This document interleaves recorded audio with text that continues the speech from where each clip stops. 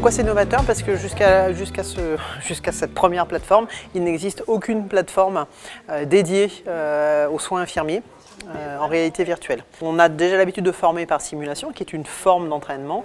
La réalité virtuelle nous est semblée comme une grande opportunité pour permettre un entraînement très fréquent et autonome d'un geste qui est plutôt technique et problématique parfois.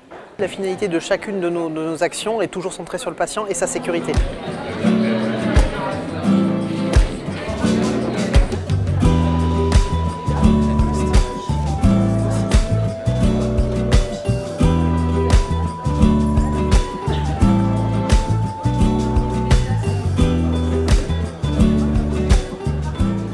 Collaborer avec des ingénieurs, c'était une expérience unique et je ne pense pas que j'aurais fait autre part que la source. Du coup, c'était un peu l'opportunité de pouvoir s'entraîner en fait à driller tout ce qu'on a appris en fait, tout simplement.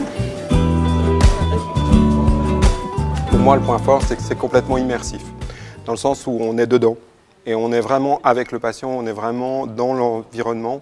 On fait de la simulation dans des salles de simulation, mais c'est pas aussi prenant que quand on est en réalité virtuelle.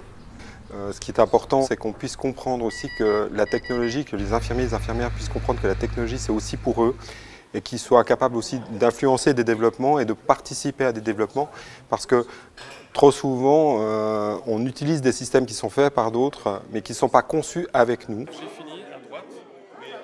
Ça a été un challenge pour nous en tant qu'ingénieurs de comprendre toutes les étapes en fait d'une procédure, mais on s'y est attelé, on a travaillé avec les étudiants, avec les enseignants, et puis on a réussi à mettre en place ce premier scénario ensemble en collaboration.